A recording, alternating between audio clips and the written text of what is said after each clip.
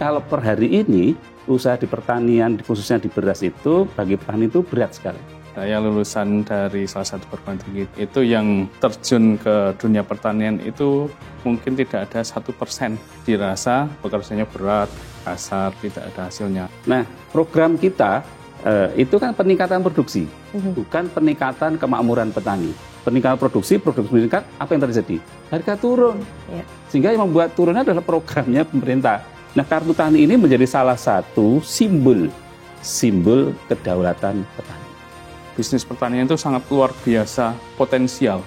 Jadi per minggu kita 25 juta, 25 juta. Setiap minggu? Setiap minggu. Okay.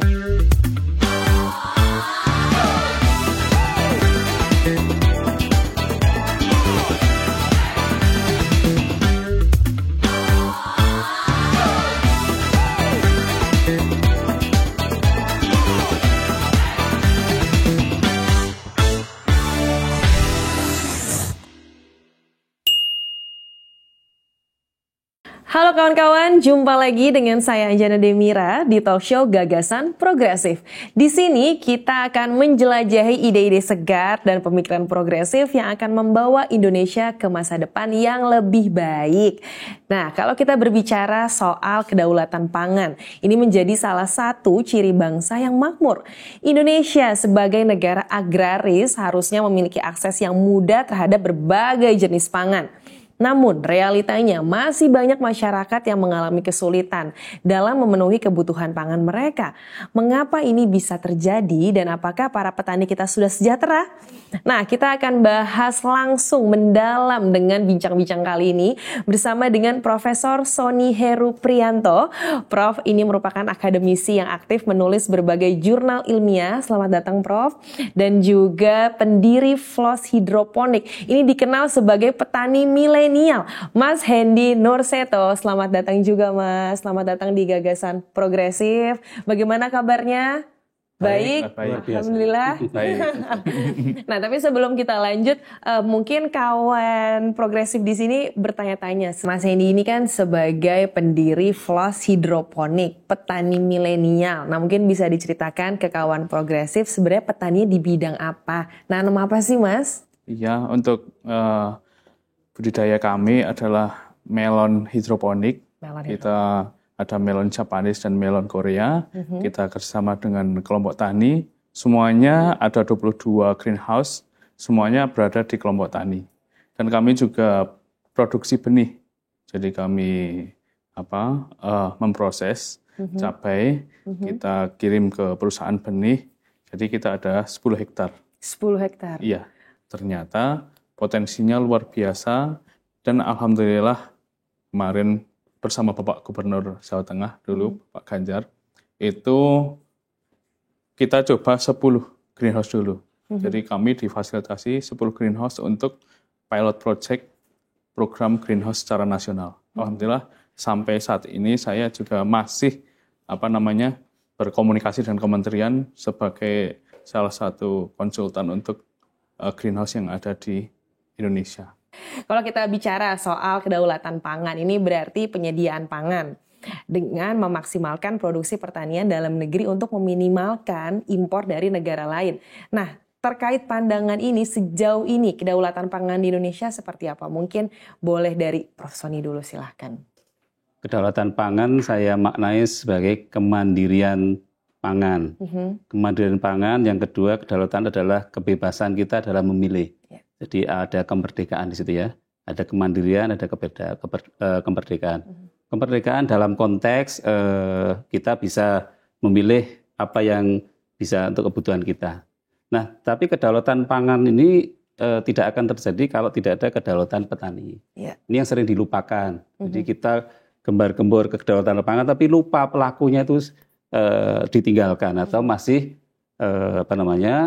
belum maju. Itu terbukti dari hasil sensus terakhir juga nilai tukar petani ya di sekitar 199, 101 di sekitar 100. Padahal kalau dibanding dengan harga emas kan jauh sekali perbandingan dulu dengan sekarang, dibanding dengan harga beras dan harga emas itu sudah jauh sekali tertinggi. Berarti kedaulatan pangan sangat erat hubungannya dengan kesejahteraan petani ya. Betul. Berarti sampai saat ini menurut dari Prof. Sony sebenarnya belum maksimal untuk kesejahteraan petani itu sendiri. Nah, untuk pelakunya langsung seperti apa? Untuk saat ini mungkin sebagian besar petani di Indonesia itu kan karena memang secara basic pendidikannya itu di bawah ya.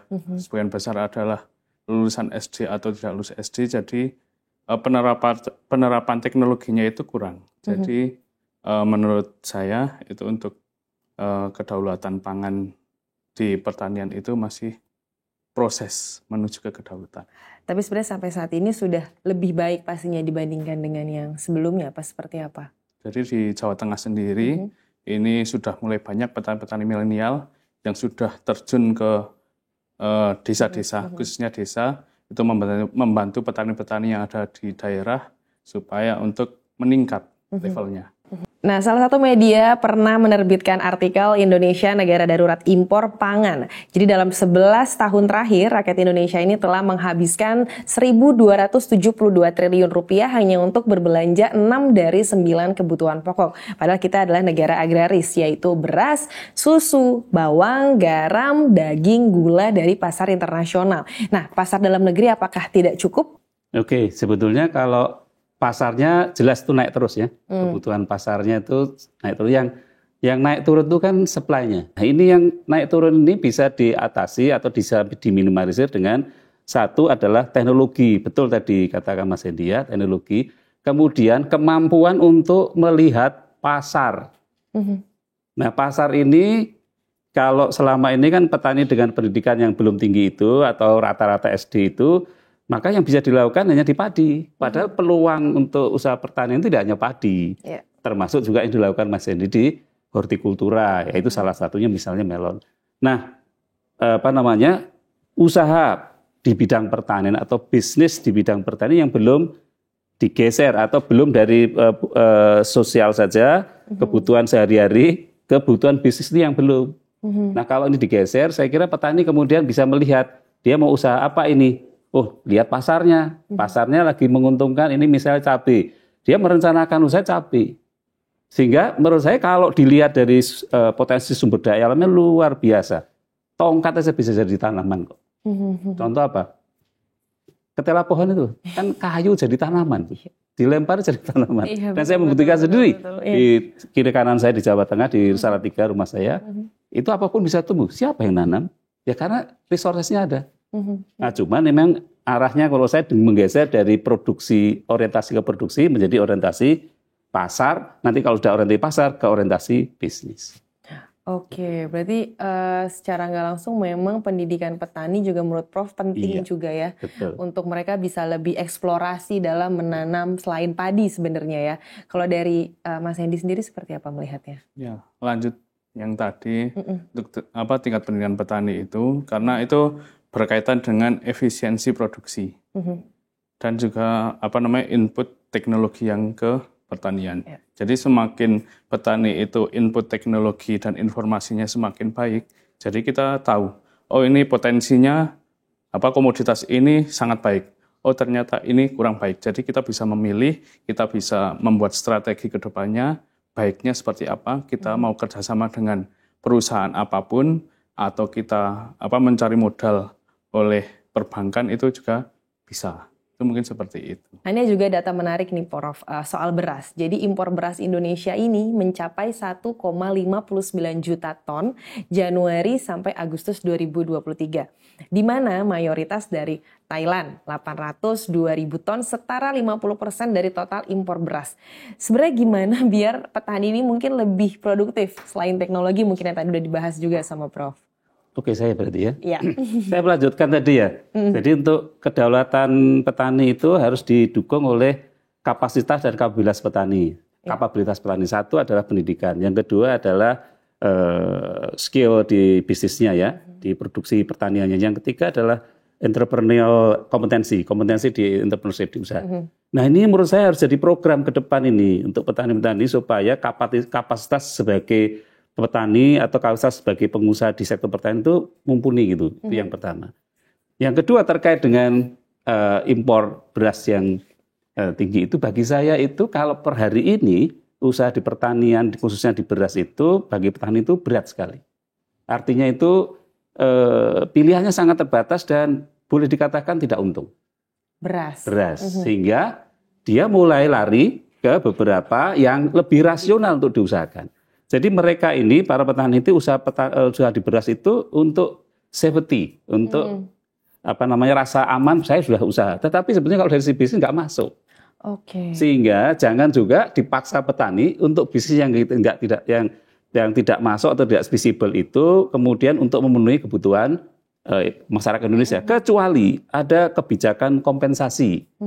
Oke, kamu produksi 1 hektar misalnya bisa 10 ton misalnya. Kalau kamu bisa, saya 1 kilo saya kasih Rp2.000. Negara yang ngasih kompensasi itu. Nah kalau itu terjadi, orang akan berpikir kan, petani akan berpikir, masuk nggak ya? Kalau masuk, saya ambil sehingga nggak perlu impor. Jadi impor itu akibat sebenarnya. Bukan tujuan kita menghilangkan impor, bukan. Tapi akibat ketika kita sudah bisa rasional dalam berusaha tani itu. Nah, itu kalau saya. Menarik nih dari Prof. Sony mungkin bisa ditanggapi juga sama Mas Hendy bahwa berarti secara tidak langsung memang petani yang memproduksi beras atau padi itu tidak untungnya tidak maksimal dibandingkan dengan komoditas yang lainnya. Karena kalau menurut saya kalau padi itu kan sangat rantai pasarnya itu sangat panjang. Jadi dan memang di petani padi itu untuk misal seperti akses permodalan itu juga susah. Akhirnya petani itu hutang dengan tengkulak, di mana tengkulak itu kadang ambilnya itu harganya jauh di bawah, nanti dijual dengan harga yang tinggi. Jadi sebenarnya yang untung itu di tengkulak, bukan di petani. Makanya kami sebagai pemuda petani itu kami lebih memilih di hortikultura. Nah, kalau kita berbicara nih soal kompetensi petani, tahun 2023 BPS merilis jumlah usaha pertanian nasional sebanyak 29 juta, turun 7,4% dari sensus pertanian 2013, yaitu 31 juta. Nah, mungkin ini ke Mas Hendy dulu sebagai petani milenial, menyusutnya jumlah usaha pertanian generasi muda ini apakah mulai kehilangan minat atau seperti apa? Karena mungkin jarang ya Mas milenial yang terjun ke ranah menjadi petani atau bagaimana? Kalau untuk saat ini secara real, saya lulusan dari salah satu perguruan tinggi di Jawa Tengah, tepatnya di Purwokerto.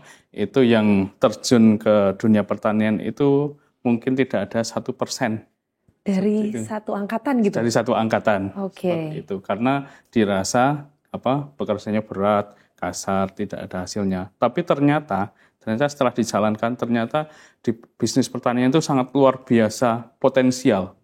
Jadi alhamdulillah sekarang ini biasanya di desa itu pemuda itu banyak yang ke kota. Di desa saya karena saya menggunakan input teknologi, menggunakan seperti greenhouse, hidroponik, dan pemasaran juga sudah pemasaran secara digital seperti itu. Petani-petani pemuda itu banyak yang kembali ke desa, membangun pertanian yang ada di desa. Seperti itu. Oke, dari data angkatan 1% nih Prof. Berarti kan sebenarnya sangat sedikit yang terjun ke dunia tani gitu ya. Berarti branding juga sangat diperlukan. Mungkin sekarang kita juga kekinian gitu kita kenal lah dengan branding produk. Berarti sebenarnya branding petani ini sangat penting ya Prof ya. Kalau dari tanggapan Prof sendiri seperti apa?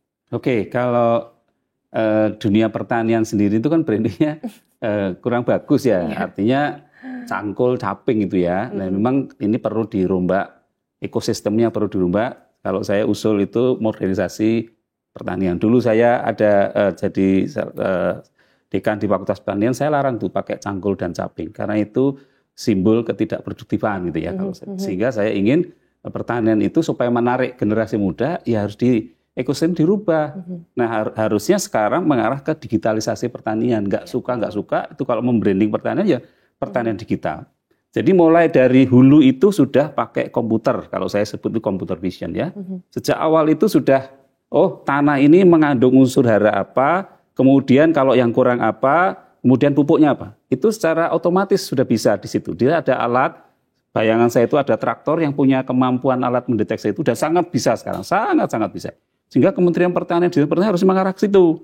Sehingga pupuk yang diberikan itu betul-betul dibutuhkan oleh tanah itu. Kalau kelebihan jadi racun. Pupuk itu kalau kelebihan jadi racun. Apapun juga pupuk, jenis pupuknya. Karena tanah itu jadi kemudian terlalu banyak unsur hara itu malah nggak tersedia bagi tanaman untuk nanam. Nah, sehingga kalau dengan digitalisasi itu kan semua lebih akurat. Jadi precision agriculture penting. Nah, kalau arahnya ke sana, mudah-mudahan Mas Hendi ini bisa muncul lagi di daerah-daerah lain di seluruh Indonesia, sehingga dia akan menggantikan generasi yang sebelumnya dengan pertanian digital, mulai dari computer vision, smart warehouse, kemudian marketplace, di atasnya platform gitu. Menurut Prof. Sony juga, bagaimana kesejahteraan? Karena tadi kan kita membahas kesejahteraan petani ya. Untuk kesejahteraan petani hari ini, itu secara umum gimana? Dan sebenarnya gimana sih dengan alat dan mesin pertanian atau mungkin alsintan yang ada gitu? Apakah sudah modern, mengikuti perkembangan zaman? Monggo. Ya, yang pertama kalau kesejahteraan belum ya. Saya katakan belum. Makanya ini harus bisa difokus kesejahteraan. Bagi saya itu justru namanya diganti harusnya kemakmuran, bukan kesejahteraan lagi, karena kemakmuran. Nah, program kita, coba dilihat program kementerian, program dinas, itu kan peningkatan produksi, bukan peningkatan kemakmuran petani. Kalau peningkatan produksi sesuai dengan rumus demand supply, peningkatan produksi meningkat, apa yang terjadi? Harga turun. Sehingga yang membuat turunnya adalah programnya pemerintah. Harusnya enggak, yang dirombak adalah, yang di treatment adalah kemakmuran petani. Kemakmuran petani itu intinya apa? Sebetulnya antara produksi dan biaya itu bisa masuk. Jadi harga produksi dengan biaya itu masuk. Artinya apa? Marginnya ada gitu. Kalau marginnya ada, ya berarti dia bisa. Minimal adalah, ini target saya itu minimal harus di atas UMP pendapatan usahanya itu per bulannya gitu loh. Ya kalau dia 3 bulan 4 bulan berarti sekitar, ya dibandingkan di daerah masing-masing itu targetnya harus di atas UMP baru disebut sebagai petani yang belum sejahtera tapi ya layak gitu. Belum makmur loh. Nah, kalau makmur 2 kali lipatnya dari itu baru makmur. 10 juta per bulan baru masuk itu, sebut dengan makmur itu. Nah, kalau dari Mas Hendi ngelihat belum makmur dan belum sejahtera, bagaimana Mas Hendi? Petani sekarang sudah mulai bisa memilih ya, sudah bisa memilih. Oh ternyata komoditas yang ini sudah kurang baik. Kita beralih ke komoditas ini yang pasarnya baik, terus harganya juga baik. Kami juga karena ada program Food Estate Horticultura, di mana ada intervensi dari Kementerian Pertanian, di situ kami dibantu kaitannya dengan kelembagaan petani dan juga akses kita kerjasama dengan off-taker, dan yang paling penting juga kolaborasi antar semua, baik itu petani, baik itu pemerintah, baik itu perbankan, akademisi, semuanya kolaborasi. Seperti itu. Nah, menarik kalau kolaborasi dengan petani, dengan pemerintah. Di Jawa Tengah terdapat terobosan di bidang pertanian yaitu Kartu Tani. Nah, Mas Hendi selaku petani asal Temanggung, Jawa Tengah, dampak manfaat Kartu Tani seperti apa sekarang, Mas? Untuk Kartu Tani sendiri, mungkin untuk di Jawa Tengah, di kabupaten kami, di Kabupaten Temanggung itu sudah terdistribusi semua. Jadi sudah ada 109.000 petani yang sudah menggunakan Kartu Tani, di mana di Kartu Tani sendiri kami bisa mengakses pupuk. Itu sesuai dengan luas lahan kami punya berapa, itu alokasi pupuknya berapa, komoditas kami apa. Jadi tepat sasaran itu. Karena sebelum ada Kartu Tani itu ada pihak-pihak tertentu yang istilahnya mengambil kesempatan untuk, karena ada subsidi pupuk itu, jadi tidak tepat sasaran ke kami sebagai petani. Dengan adanya kartu ini, itu bisa dikontrol. Gitu. Jadi itu berdampak nanti ke kebijakan dari pemerintah, baiknya seperti apa untuk petani. Bisa membantu untuk mensejahterakan petani juga kah, Prof, dengan Kartu Tani ini? Oke, kita lihat Kartu Tani ini ya, metamorfosenya atau perubahannya ya, mulai dari awal itu Pak Ganjar pertama kali, ini di Pak Ganjar pertama kali untuk kartu tani dan kartu nelayan. Waktu itu kartu tani untuk pupuk, kartu nelayan untuk bahan bakar. Jadi 2 itu. Nah, kemudian ada satu teman yang akan membantu untuk mengerjakan konsultasi dengan saya. Eman-eman sekali kalau hanya untuk pupuk dan hanya untuk BBM. Nah, ada hal yang krusial yang perlu dilakukan, yaitu ada 7 C menurut saya ya. 7 C. C yang pertama apa? Identifikasi, yaitu database. Petani kita, petani Jawa Tengah harus didata siapa, di mana mereka, kapasitas seperti apa, usahanya apa gitu loh. Jadi database atau yang disebut saya identifikasi. C yang kedua adalah legacy. Legacy itu pengakuan. Petani itu kalah dengan buruh. Nggak ada pengakuannya sobat sekarang. Stateless. Sehingga ini menurut saya menjadi legacy, ada profesi di situ. Berarti C yang ketiga adalah profesi. Jadi ada identifikasi, legacy, profesi. Oke. Ya, kemudian ada fasilitasi. Nah, fasilitasi itu salah satunya pupuk. Di Jawa Tengah itu sudah jalan, termasuk untuk digunakan sebagai penerima asuransi. Kalau ada yang gagal, saya tidak punya kartu tani, nggak bisa terima itu. Jadi sudah tersaring, ya yang ada di database itu yang kemudian menerima fasilitasi berupa asuransi itu. Juga bisa misalnya dalam konteks fasilitasi dalam mekanisasi. Jadi bantuan pembibit dan seterusnya itu menggunakan database itu. Kalau enggak kan bisa salah gitu ya. Si yang berikutnya adalah literasi. Literasi artinya keuangan, literasi keuangan. Petani sekarang sudah terbiasa untuk menggunakan perbankan, sumber-sumber keuangan untuk menyimpan maupun untuk menggunakan sarana keuangan untuk usahanya daripada pelepas uang. Gitu. Kemudian si yang berikutnya adalah edukasi. Jadi untuk penyuluhan kegiatan pertanian, kegiatan konsultasi pertanian bisa melalui ini. Nah, kartu tani ini menjadi salah satu simbol kedaulatan petani. Dan sejauh ini respon dari petani sendiri di Jawa Tengah khususnya Prof seperti apa dengan kartu tani ini? Awalnya memang dipaksa, Pak ya. Memang perubahan sosial harus begitu ya, dipaksa dalam konteks tadinya pesan pupuk nggak pakai kartu, ya harus terbiasakan. Sama dengan kita pakai kartu tol di jalan itu kan harus dipaksa. Sampai hari ini aja masih banyak yang saya kemarin lihat nggak bawa kartu, terus gimana ini? Petani juga begitu. Terus kalau petani ke sawah kemudian basah-basah bawa kartu rusak. Sehingga harus ada terobosan dalam konteks layanan ini. Tapi prinsipnya kartu itu kan tidak harus fisik ya. Kartu virtual bahwa dia sudah terdata itu. Nah, kalau menurut saya perkembangannya di Jawa Tengah sudah hampir, bahkan sekarang itu sudah menjadi program nasional Kementerian Pertanian menggunakan kartu tani. Saya pernah diundang oleh dirjennya, Dirjen Sarana Prasarana untuk membantu massalisasi atau perluasan dari penggunaan kartu tani ini dilihat dari aspek kekuatan dan kelemahannya. Oke, jadi sebenarnya ini sangat membantu dari taninya sendiri ya Prof ya. Dan tadi mungkin terkait dari 7C yang tadi Prof Sony sampaikan soal pengakuan petani ya, mungkin yang sempat di-mention bahwa profesi petani ini tidak bisa dianggap remeh. Cukup menjanjikan loh bahwa Gen Z ini banyak yang nggak tahu nih Mas Hendy bahwa omsetnya bisa sampai puluhan juta dari hidroponik melon. Betul? Mungkin boleh diceritakan juga Mas Hendy seperti apa? Untuk saat ini kami ada 22 greenhouse itu di petani. Jadi tiap minggu kita produksi 0,5 ton sampai dengan 1 ton, di mana melon sendiri cukup baik harganya.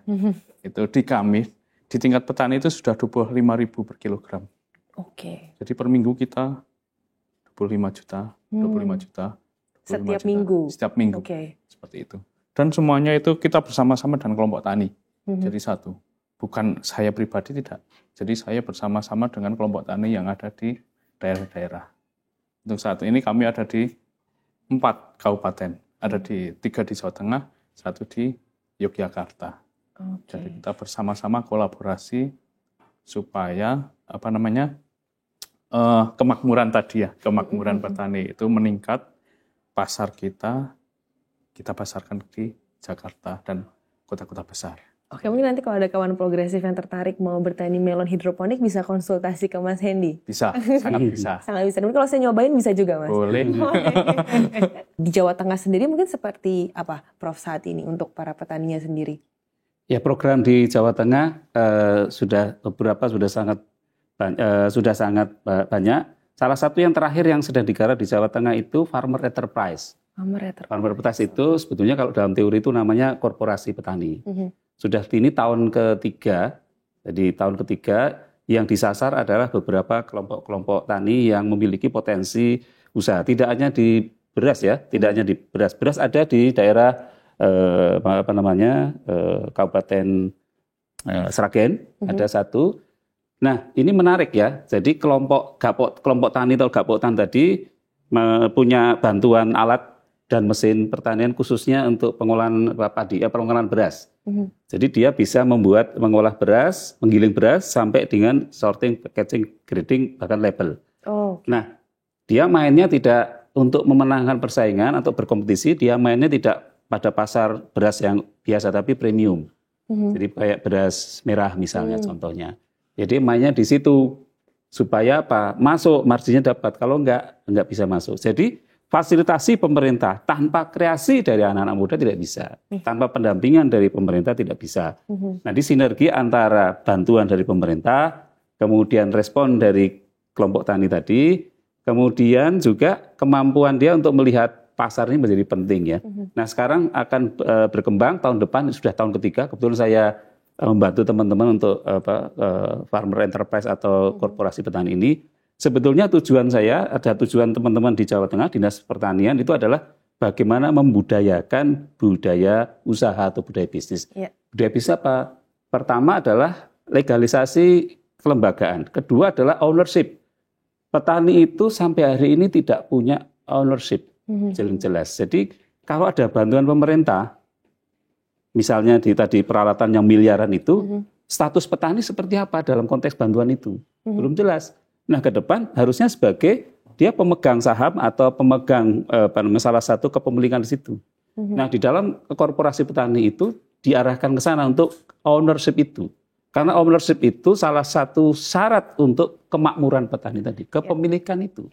Sehingga kalau nanti hasil, itu ya petani yang sebagai produsen tadi atau tukang produksinya tadi atau yang memproduksi tadi juga menikmati hasil di hilirnya. Selama ini kan dia hanya di hulunya saja, hilirnya nggak pernah.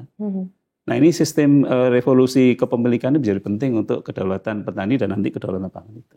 Iya, benar menarik sih Prof. Karena memang dari petaninya sendiri pun juga harus mulai berpikir enterprise itu sendiri ya, bukan hanya pekerja, bukan hanya produsen saja, karena itu yang dibutuhkan. Nah, mungkin tadi kalau terkait dengan petani yang bergabung antara petani-petani ini kan mungkin sudah dijalankan oleh Mas Hendy ya tadi, dengan Mas Hendy bersama dengan berbagai petani untuk bersama-sama nih kita bareng-bareng gitu. Sebenarnya awal mulanya bisa akhirnya menentukan oke, saya tidak mau mencari untung sendiri gitu, mau bersama-sama, itu awal mulanya seperti apa Mas Hendy?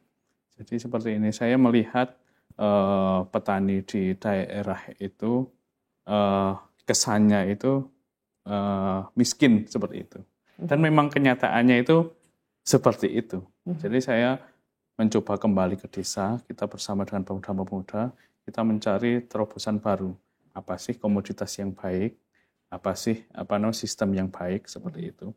Kami bersama-sama dalam satu wadah itu kita merangkul petani-petani karena kita social enterprise, jadi wirausaha sosial.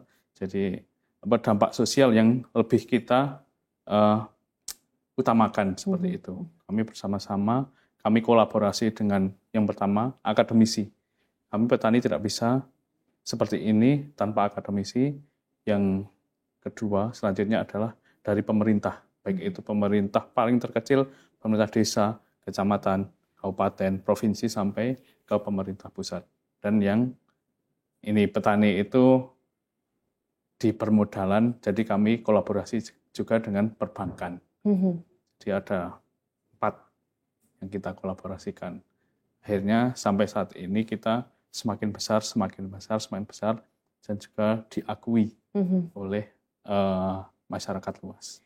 Nah, itu penting sih untuk kolaborasi, karena mungkin ini juga harus rata gitu ya kepada petani yang ada di seluruh Indonesia, bahwa kolaborasi itu penting. Mungkin jangan menutup diri sendiri bahwa memang harus terbuka untuk kolaborasinya sendiri. Untuk mencapai terwujudnya kedaulatan pangan di Indonesia, menurut Prof dengan Mas Hendy, sebenarnya sosok pemimpin bangsa seperti apa sih yang diperlukan saat ini? Mungkin boleh Mas Hendy dulu. kalau pemimpin bangsa yang cocok itu yang memasyarakat seperti itu. Jadi kami ada permasalahan apa, itu kami ada potensi seperti apa, bisa istilahnya mengakomodir kami seperti itu. Dan juga memang solutif. Kita mencari pemimpin yang solutif. Dan saat ini kami di Jawa Tengah sendiri, kami sudah banyak sekali program-program pemerintah yang pro dengan petani seperti itu. Oke, kalau dari Prof sendiri seperti apa? Yang pertama, pemimpin itu harus bisa merasakan apa yang terjadi di warganya atau di masyarakatnya. Yang kedua, saya sangat setuju tadi. Ada punya solusinya baik jangka pendek maupun jangka panjang. Kalau hanya jangka pendek, ya obstacle selesai. Tapi kalau jangka panjang ini menurut saya yang butuh pemimpin yang punya visi ke depan. Memahami ekosistemnya, memahami masyarakatnya, memahami lingkungan dunia itu yang penting. Kalau enggak, ya akhirnya ya part aja, bagian-bagian aja, nanti balik lagi gitu. Jadi nggak pernah ada kemajuan di sana. Ya menurut saya, pertama dia bisa merasakan, dia punya solusi baik jangka pendek maupun jangka panjang. Yang kedua, dia punya pemikiran makro untuk mengembangkan masyarakatnya ke depan. Oke, kalau kita lihat mungkin Prof dari beberapa visi misi Ganjar Mahfud seperti Al-Sintan modern, kemudian industri pangan berkelanjutan, yakni membangun industri pangan berdaya saing dengan mengutamakan sumber pangan lokal. Kita mampukah? Kalau lihat per hari ini, saya pikir dengan sumber daya, kita menggunakan pendekatan resource based view, saya kira sangat-sangat bisa. Hanya tinggal bagaimana mengelolanya ini, mengarahkan dan mengelolanya, sehingga petani dengan stakeholder yang ada di bergerak bareng untuk menuju ke sana. Jangan sendiri-sendiri, kalau sendiri-sendiri repot. Seperti budaya tadi korporasi petani itu, kalau ini dari baru Jawa Tengah. Bayangkan kalau bisa ditelurkan, diteteskan di beberapa kabupaten, di beberapa provinsi di Indonesia, berbarengan itu luar biasa. Sistem logistik daerah itu akan terpenuhi. Jadi dari peningkatan produksi di wilayah kabupaten, kota maupun provinsi itu juga diteteskan di provinsi lain, itu akan menimbulkan resultan yang luar biasa. Betul. Tapi kalau hanya satu wilayah itu ya susah. Iya, berarti mungkin jangan hanya di Jawa Tengah saja, karena itu akan susah untuk meratakan dengan seluruh wilayah di Indonesia gitu ya. Nah mungkin tadi kalau kita balik sedikit ya Prof, ada pula soal petani, peternak, dan nelayan yang sejahtera. Tadi mungkin sempat dibahas kita meningkatkan nilai tukar petani. Apakah realistis untuk dilakukan? Ya, yang pertama kalau saya pendekatan rasa itu sudah nggak bisa nutupi itu. Nilai tukarnya, jadi nilai tukar itu harga petani, harga produk petani dibandingkan dengan harga industri atau harga pupuk misalnya itu sudah terlalu jauh. Jadi biaya-biaya hidup itu tidak bisa ditutupi dengan harga itu. Jadi perkembangan harga beras dengan perkembangan harga input itu tidak imbang. Artinya kecepatan inputnya lebih tinggi. Nah, salah satu cara untuk mengatasi itu ya meningkatkan nilai produksi itu, ya nilai produksi itu atau memotong biaya-biaya yang nggak penting. Jadi petani itu kan biaya tinggi. Kenapa? Luasannya kecil-kecil. Luasannya kecil-kecil dan terpencar. Kalaupun dia punya ya terpencar. Jadi biaya produksi itu sangat tinggi. Belum lagi nanti dia menjual itu bukan ke konsumen, dia menjual ke pedagang. Pengumpul 1, pengumpul 2, pengumpul 3, nanti pedagang besar 1, pedagang sedang, pedagang kecil, bahkan baru ke pedagang pasar. Itu yang namanya rantai pasoknya terlalu panjang. Sehingga yang kedua, nilai tukar akan naik ketika digitalisasi pertanian diterapkan. Petani itu langsung jual barangnya itu di online. Ingat nanti anak-anak kita anak-anak milenial kita yang jadi konsumennya. Ketika digitalisasi itu, petani itu jangan sendiri karena dia kecil-kecil. Maka kemudian dikelompokkan atau berkelompok. Berkelompok ini harus legal, harus punya legalitas. Apa yang pertama koperasi. Jadi koperasi ini bentuk legalitas yang pertama. Yang kedua apa? Ya minimal usaha dagang. Yang ketiga apa? CV. Yang keempat PT. Nah, ketika ini dilakukan, budaya bisnisnya otomatis akan digerakkan ke sana. Kemudian hasilnya, ya kan kalau CV atau PT kan ada dividen ya. Nah, dividen petani ikut. Dia sebagai produsen atau sebagai tenaga kerja dia dapat. Sebagai pemegang saham dia juga dapat. Itu menurut saya arah ke depan untuk memperbaiki nilai tukar itu. Kalau nggak bisa nutut. Pasti kenyataannya semakin turun meskipun nilai tukarnya di atas 99 sampai 100. Iya, benar sih, mewirausahakan petani itu. Mungkin nanti bisa setelah ini bisa langsung dilakukan, Mas Hendy. Apa sudah dilakukan? Sudah dilakukan. Sudah dilakukan. Nah, mungkin kalau kita berbicara soal lahan subur untuk petani ya, Prof. Apakah menurut Prof ini alih guna lahan itu efektif? Karena kalau kita bicara pengelolaan tata ruang yang adil dan berkelanjutan, ini bisa jadi solusi seperti apa? Oke, nah ini persoalan agraria ini perlu juga menjadi concern ya. Yang pertama, yang bisa dikuasai petani entah dengan kepemilikan atau sewa dan seterusnya. Kondisi lahan yang bisa dikerjakan itu sudah terdegradasi. Jadi kualitas atau kapasitas lahannya sudah semakin rusak. Ini harus diperbaiki. Sehingga sebagai tempat untuk bertumbuhnya tanaman harus direhabilitasi. Itu yang pertama yang tersedia. Ada beberapa lahan-lahan yang tidak tersedia. Ini ada datanya. Nah, data yang lahan yang tidak tersedia bagaimana bisa dikerjakan oleh petani. Nah, mengerjakannya jangan sendiri tapi tadi dalam bentuk korporasi itu. Supaya efisiensi dan produktivitas bisa menjadi target. Kalau petani kan nggak mikir efisien, nggak mikir target. Yang penting dia bisa berproduksi, bisa menjual, pada saat panen ada uang yang masuk untuk beli belanja lagi. Nah, ke depan nggak bisa seperti itu lagi. Jadi harus dihitung nih. Jadi harus efisien dan produktif itu. Nah, untuk menutup perbincangan kita hari ini nih, mungkin menurut dari Prof dan juga menurut Mas Hendy, sebenarnya mampukah Indonesia kita mencapai kedaulatan pangan dan sebenarnya apa saja yang harus kita lakukan? Mungkin dari Mas Hendy dulu. Ya, untuk sampai kedaulatan pangan, saya sangat optimis bisa. Karena memang kita eranya 4.0, jadi petani sekarang, pemuda-pemuda petani itu sudah mulai melek teknologi dan juga semuanya serba digital. Jadi pasar kita sudah tahu, terus teknologi kita tahu, rantai pasar kita juga tahu. Jadi kita sama-sama berkolaborasi, itu kita kedepannya pasti bisa untuk sampai ke kedaulatan pangan. Optimis ya Mas? Optimis. Kalau dari Prof sendiri, apa saja sih yang harus kita lakukan? Yang pertama, kedaulatan pangan itu tadi kan dimensinya adalah kemerdekaan dan kemandirian dari warga kita, warga Indonesia untuk dapat kebutuhan pangannya. Oke ya. Nah, untuk dapat ini maka harus ada kedaulatan petani. Kalau petani nggak berdaulat, mana bisa dia memproduksi? Nah, kedaulatan petani sama. Dia harus mandiri dan bebas. Artinya mandiri dan punya kemerdekaan itu. Nah, untuk punya kedaulatan, petani itu punya kedaulatan, satu aspek individunya harus diberesin dulu. Pendidikan, kompetensi usaha, dan kompetensi berwirausaha. Itu harus treatment, bahkan ada program-program pemerintah yang ngarah ke sana. Yang kedua adalah komunitasnya. Petani tidak bisa sendiri per hari ini. Dia harus berkelompok supaya lebih efisien ya. Lahannya supaya dikonsolidasikan dalam bentuk saham atau dalam bentuk kepemilikan petani itu. Nah, ini kemudian yang ditreatment. Kalau treatment petani yang jumlah besar itu terlalu lama. Jadi petani tadi disiapkan secara individu, tetapi juga kelompoknya dipersiapkan. Seperti Mas Hendy, dia punya kelompok. Ini cepat sekali tetesan minyaknya kan bergerak. Yang terakhir adalah usahanya sendiri ini. Jadi usaha ini bukan usaha sosial, tapi memang betul-betul bisnis. Dalam konteks, ya dihitung betul usahanya ini layak atau tidak. Kalau layak, disupport oleh negara. Kalau nggak layak, tapi negara membutuhkan, itu yang kemudian diberi kompensasi. Itu yang kemudian negara berhak untuk memproduksi itu. Itu kalau saya. Oke, singkat saja satu gagasan terakhir untuk mencapai kedaulatan pangan. Ada jaminan pasar atau harga dari petani itu. Sebenarnya kalau harganya sudah pasti, kita bisa menghitung sendiri kebutuhannya berapa, nanti hasilnya berapa. Jadi kita tahu, kita inputnya harus segini, kita hasilnya seperti ini. Jadi dari petani itu berdaulat, nanti di harganya itu sudah stabil, sudah pasti. Di masyarakat sendiri harganya juga tidak terlalu tinggi, seperti itu.